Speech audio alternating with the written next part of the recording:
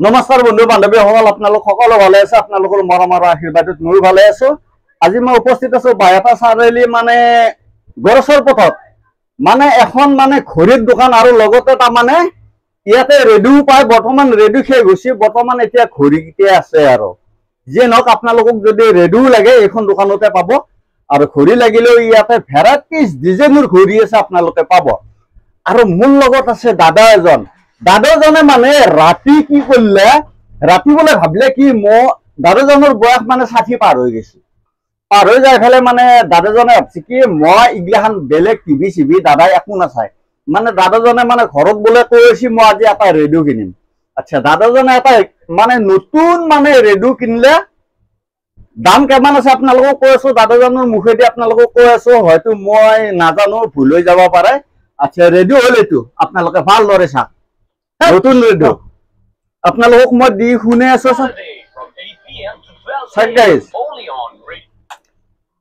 এই ৰেডিঅ'টো কিনিলে আচ্ছা, যিয়ে নহওক বাৰু ৰেডিঅ'টোৰ মালিক আপোনালোকক দেখুৱাই আছো আৰু ভাষ্য শুনি আছো। আপোনালোকে ভালদৰে শুনিব। দাদা নমস্কাৰ। দাদা হে কৃষ্ণ, আপুনি অকমান খাৰা হৈ যাওক। আচ্ছা, আপোনাৰ ঘৰ ক'ত? সাজে বৰতা। অকমান মানে জোৰ কৰি কব, সাজে বৰতাত ঘৰ? সাজে বৰতাতে কৃষ্ণ। মোৰ ল'ৰা ছোৱালী তিনিটা গুচি গৈছে। ক'ত গুচি গৈছে? ক'ৰবাত বেছি দিয়াচোন। মই এইটো ভাল পাই ভগৱানৰ নাম লৈছো। এইটো মোৰ প্ৰিয় বস্তু। ৰেডিঅ'টো প্ৰিয় বস্তু আৰু ঘড়ীটো মোৰ প্ৰিয়। ঘড়ীটো প্ৰিয়। এইটো ঘড়ী পিন্ধি আছে। চাওক গাইজ, আপোনাৰ বয়স কিমান হৈছে দাদা? 60 হৈছে। দাদাজনৰ বয়স মানে 60 হৈছে। দাদা এটা ঘড়ী পিন্ধি আছে। আপোনাৰ মানে ৰেডিঅ'টো কিনবৰ কাৰণে কি হোৱাৰ কাৰণে চখ গেল? নহয়, তাৰমানে এই বাতৰি শুনাৰ কাৰণে, কিবাৰ কাৰণে, সেইটোৰ কাৰণে কৃষ্ণ এইটো মই কঠীয়া তুলি ৰেডিঅ'টো কিনিছো।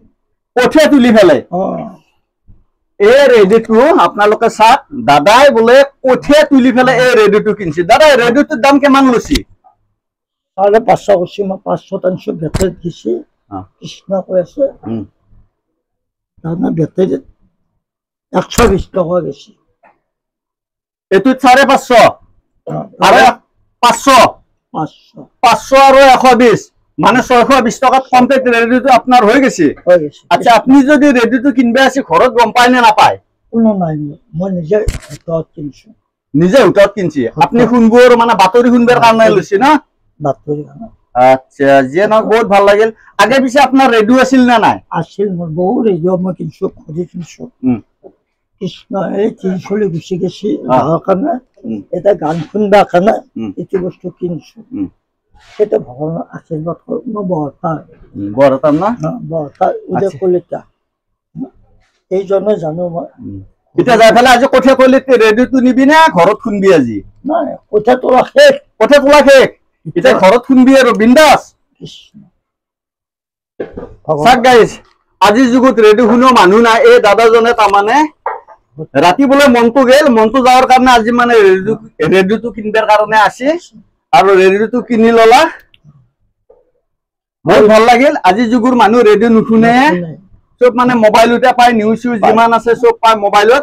বৰ্তমান দাদা তাৰমানে বাতৰি শুনবাৰ কাৰণে লৈছে, হয় না দাদা? সেইটোৱে না?